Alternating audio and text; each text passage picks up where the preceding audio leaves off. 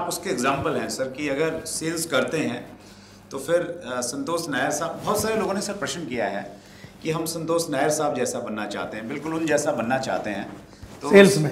हाँ, मतलब वो आपकी पर्सनैलिटी से इन्फ्लुएंस है। मतलब कुछ लोग कहते हैं आप जैसा स्पीकर बनना चाह रहे हैं, कुछ चाह रहे हैं कि आप जैसी पर्सनैलिटी चाहिए, कुछ कह रहे हैं कि आपका जो ऊर्जा का लेवल है वो ऊर्जा का लेवल चाहिए। तो सेल्स से मतलब आप क्रेडिट देते हैं कि जो कुछ भी हैं सेल्स ही उसका मुख्य आधार रहा है। वो मुख्य आधार खाली सेल्स में आने से काम नहीं चलेगा वत्स सर। सबसे पहला 2-3 बातें कहना चाहूँगा। हमने जब सेल्स जो है ना, 2 टाइप के होते हैं, 2 टाइप के इंसान होते हैं। एक सेल्स को नौकरी करके देखता है, he is taking it as a job, और एक होता है सेल्स को एज ए प्रोफेशन लेते हैं। मैंने सेल्स को 1985 में जब मैं यूरेका फोर्स में आया, मैंने सेल्स को एज ए नौकरी नहीं लिया, मैंने उसको एज ए प्रोफेशन लिया। Now there is a difference between नौकरी एंड प्रोफेशन।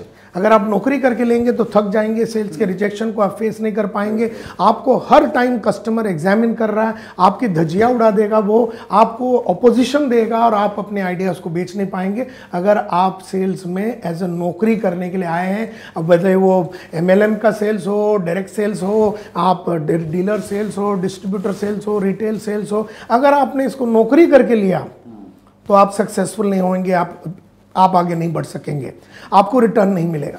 लेकिन अगर आपने इसको एज ए प्रोफेशन लिया तो मैंने सेल्स को एज ए नॉटली, सबसे पहला तो आपको चुनना पड़ता है एक प्रोफेशन। जैसे अमिताभ ने एक्टिंग को चुना, विराट कोहली ने क्रिकेट को चुना, विश्वनाथन आनंद ने चेस को चुना, मैंने सेल्स को चुना। तो सबसे पहला आपको चुनना पड़ता है एक प्रोफेशन, उस प्रोफेशन में आपको प्रोफेशनल बनना पड़ेगा।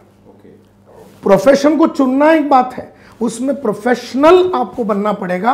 ए प्रोफेशनल का डेफिनेशन में अगर आपको बताऊं, a professional is a person who produces results at will. A professional is a person who produces result at will without being guided, without being motivated, without being directed, without being followed up, without being told, without being ripped, without being inspired, without being motivated, without being kicked और rapped और whatever you might call it.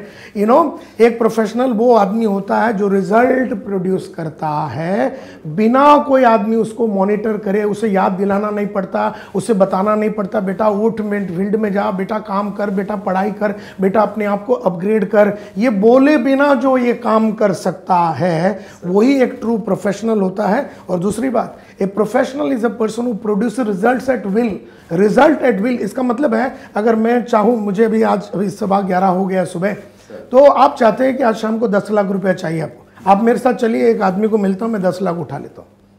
अगर कल सुबह मेरे को 10 लाख चाहिए तो मैं एक आदमी के पास जाऊंगा, 4 डायलॉग मारूंगा, 10 लाख उठा लूंगा। इसका मतलब है कि I am in a position to produce results at will. जब चाहूं मैं रिजल्ट पैदा कर सकता हूं। ये एक प्रोफेशनल होता है। और प्रोफेशनल बनने के लिए 4 ईज होते हैं, 4 E for education, E for examination, E for experience और ई फॉर एथिक्स।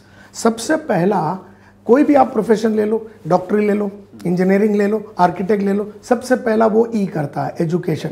वो कोई बहुत बड़ा मणिपाल इंस्टीट्यूट में जाता है, 4 से 5 साल का कोर्स करता है, हर दिन 10-10 हर दिन वो 5-5 हज़ार वाली किताब, 5,000 पेज वाली किताब पढ़ता है, बॉडी के ऊपर, एनाटॉमी के ऊपर, इसके ऊपर, उसके ऊपर। और वो कोई मनोहर कहानियाँ नहीं पढ़ रहा है वहाँ पर बैठ के हॉस्टल में, वो उसकी मास्टरी कर रहा है। तो सबसे पहला तो एजुकेशन। उसके बाद अगर उसने जाके डीन को बोल दिया सर मैंने तो सब किताब पढ़ ली, आप मेरे को सर्टिफिकेट दे दीजिए, डॉक्टर संतोष नायर का तो दे नहीं सकते, वो बोलेगा बेटा एग्जाम लिखो। तो second is known as exam. Exam में आपने वो आंसर को रिप्रोड्यूस किया कि नहीं, उसके बाद फिर आपको सर्टिफिकेट दिया जाता है डॉक्टर सुरेंद्र वत्स या डॉक्टर संतोष नायर का। और उसके बाद आता है third E which is known as experience. आप किसी बड़े डॉक्टर के उधर या बड़े हॉस्पिटल में काम करते हैं, एक्सपीरियंस लेते हैं। और फिर एथिक्स, सच्चाई और ट्रुथफुलनेस और इंटीग्रिटी के साथ आप अपना धंधा चालू करते हैं। 4 ईज होते हैं, एजुकेशन, एग्जामिनेशन और एक्सपीरियंस और एथिक्स। प्रॉब्लम ये है कि जितने भी लोग आते हैं ये डायरेक्ट सेल्स के इंडस्ट्री में, उन्होंने पहला वाला ई ख़त्म ही नहीं किया, उन्होंने ई किया ही नहीं, एजुकेशन किया ही नहीं। जैसे राजेश टैगोर साहब अभी बता रहे थे 3,000 किताब उनके पास पढ़े हैं, मैंने 400 किताबें सेल्स की पढ़ी है, 1,1500 सीडी सुनी है। और उसको करने की वजह से, वो एजुकेशन को पूरा करने की वजह से, एग्ज़ाम जो है, आप पहला वाला ई पूरा करो या ना करो, आपका सेकंड ई तो चलता ही रहेगा, यानी एग्ज़ाम आपका कस्टमर ले रहा है। और अगर आपने एजुकेशन नहीं किया तो आप रोज़ फेल होने वाले हो। और हमने और राजेश टैगोर ने और बाकी लोगों ने वो पूरी किताबें पढ़ के ऐसी चाट के उसके अंदर के एक डायलॉग को, जिग जिगलर का डायलॉग को, ब्रायन ट्रेसी के डायलॉग को, जैक डेली के डायलॉग को ऐसे अंदर उतार दिया और फिर अपने खुद के डायलॉग हमने जो मैन्युफैक्चर किए। इसकी वजह से हमने कोई कॉलेज में नहीं गए, लेकिन हमने 5 साल का जो कोर्स है जो कॉलेज में गए बिना हमने पूरा किया, और उस एजुकेशन को पूरा करने की वजह से हमें जो एग्जाम लिया जा रहा है सेकंड ई सर, हम पास हो रहे। तो पहले हम 50 के पास जाते थे तो 1 को बेचते थे, फिर हमने एजुकेशन किया 30 के पास जाते तो 1 को बेचते थे, फिर हम 10 जन के पास जाते तो 1 को बेचते, 3 के पास जाते 1 को बेचते, और अभी 35 साल का रिकॉर्ड है 1 के पास जाते 1 को बेचते। 1:1 सेल्स रेशियो है पिछले 35 ईयर्स में। ऐसा कोई इंसान नहीं है जिसके नज़र के रेडियस में मेरे नज़र के रेडियस में अगर आ गया तो उसकी मौत निश्चिंत है। मतलब वो अपना अंडरवेयर गिरवी रख के अपने को चेक दे देगा, वो अपना घड़ी बेच के अपने को चेक दे देगा। हम ऐसी उससे बात करेंगे कि उसे चेक दिए बिना वो जा नहीं सकता। 1:1 का सेल्स रेशियो। अब देखिए ई का इंपॉर्टेंस देखिए, एजुकेशन का इंपॉर्टेंस देखिए। आप रिजल्ट प्रोड्यूस कर सकते हैं एट विल अगर आपने पहला वाला ई को पूरा किया। फिर ई सेकंड वाला एग्जामिनेशन, और फिर थर्ड है एक्सपीरियंस। अब एक्सपीरियंस बहुत सारे लोगों का बैड रहता है, इसीलिए सेल से उनको नफरत है, क्योंकि आपका एक्सपीरियंस ये है कि आपको रोज एग्जाम में रिजेक्ट कर रहे हैं लोग, बोलते हैं सोच के बताएंगे, चले जाओ, इंटरेस्ट नहीं है, ऐसे भगा देते हैं। तो पहला वाला ये नहीं किया, रोज भगाते हैं। Experience is not a good experience, it's a bad experience, and that is why they are upset that sales में ज़्यादा उनको ट्रैक्शन नहीं मिल रहा।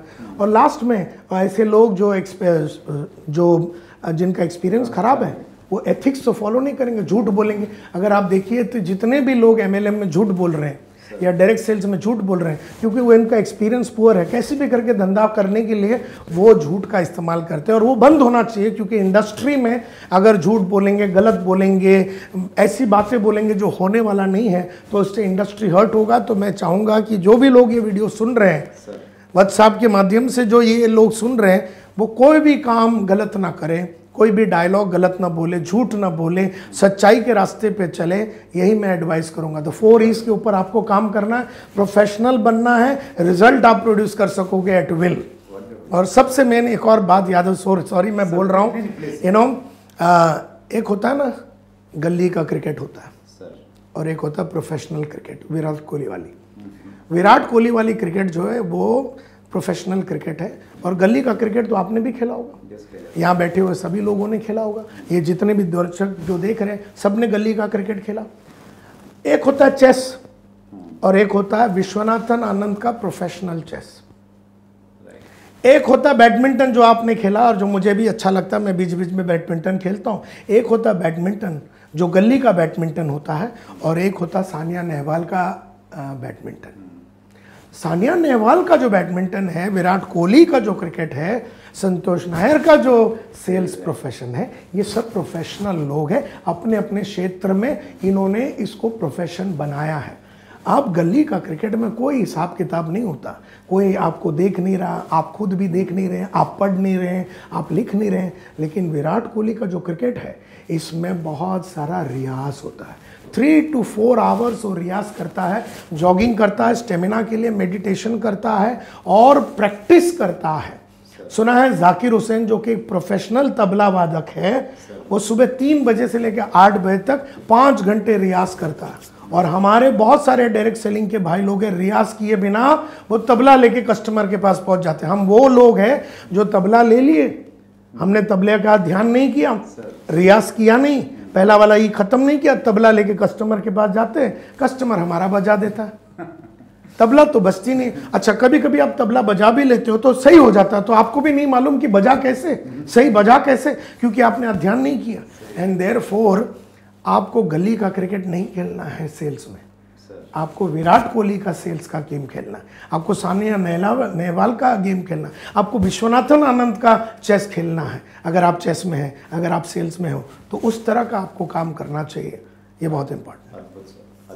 अगर आपने अभी तक chat with Surendra Vats channel को सब्सक्राइब नहीं किया है तो अभी सब्सक्राइब करें और बेल आइकन दबाना ना भूलें, जिससे आपको आने वाली सभी वीडियोस की अपडेट सबसे पहले मिले और हमारी किसी वीडियो को मिस ना करें। वीडियो को ज्यादा से ज्यादा शेयर और लाइक करके अपना प्यार जरूर दें।